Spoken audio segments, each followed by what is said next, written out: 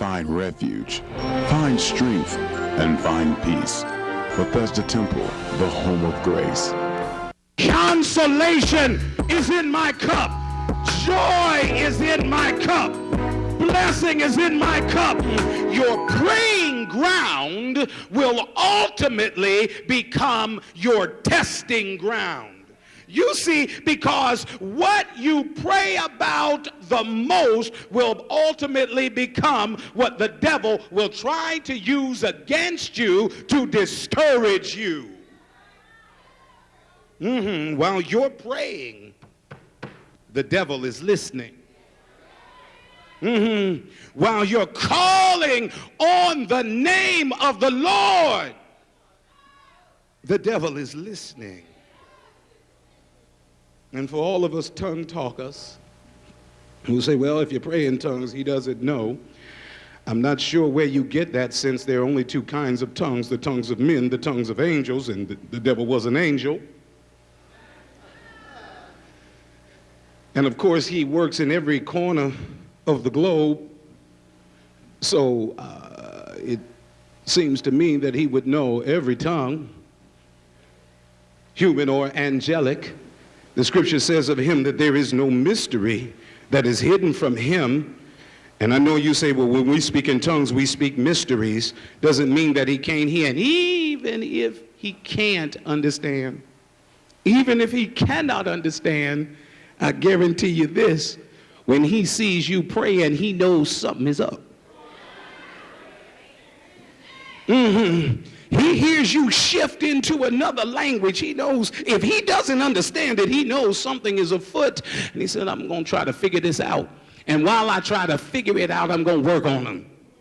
See if they'll give it up in English when I put a little pressure on them. This is why your praying ground becomes your testing ground. I hope you catch that and take it for what it's worth. As Jesus came to the garden, his mood changed. Why?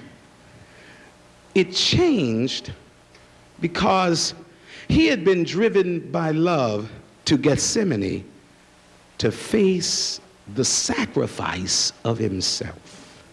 It changed because he knew that something that he had never experienced before was waiting for him in that garden.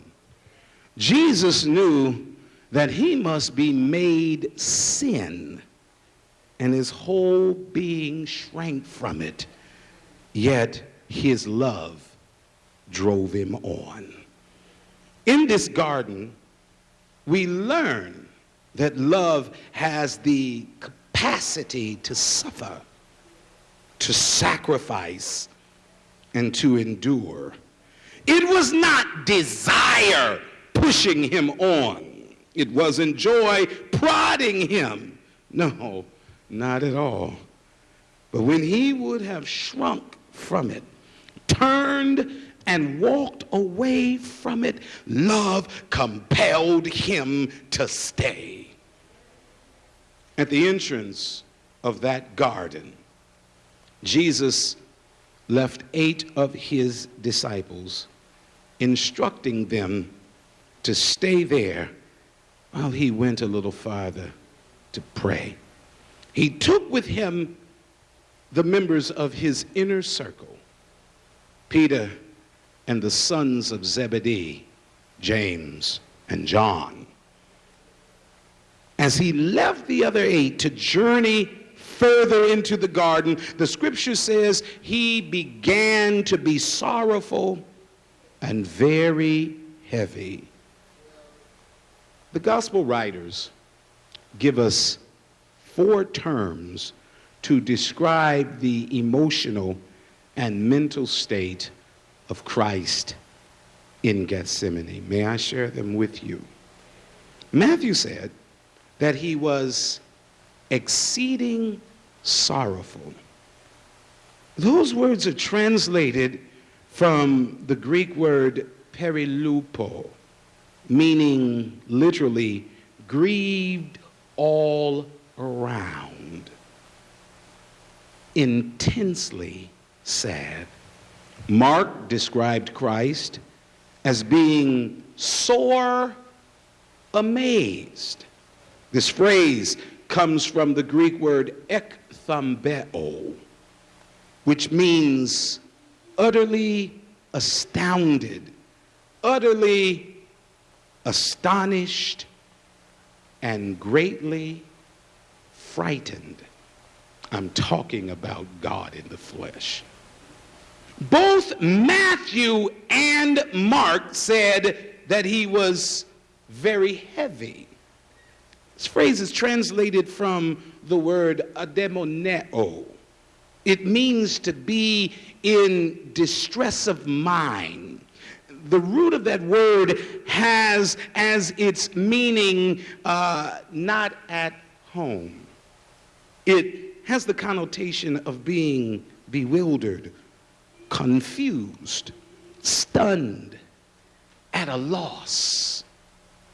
Jesus is bewildered, confused. He is stunned. He is at a loss. And then Luke uses a word to describe him. When he says he is in agony, the word is literally lifted from the Greek word agonia, a struggle, anguish, anxiety, conflict.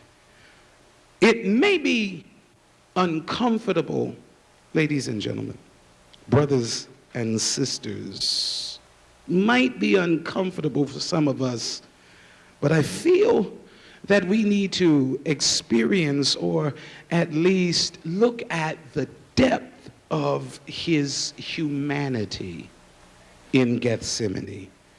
So please allow me to put these words together to give you a picture of how Jesus felt when he went into that garden on that evening. As Jesus entered the garden, he was surrounded by grief and became intensely sad. The further he went into Gethsemane, the worse it became. As he drew closer to that spot where he had to contend in prayer, Jesus became astounded, absolutely astounded by the emotions he was experiencing, new emotions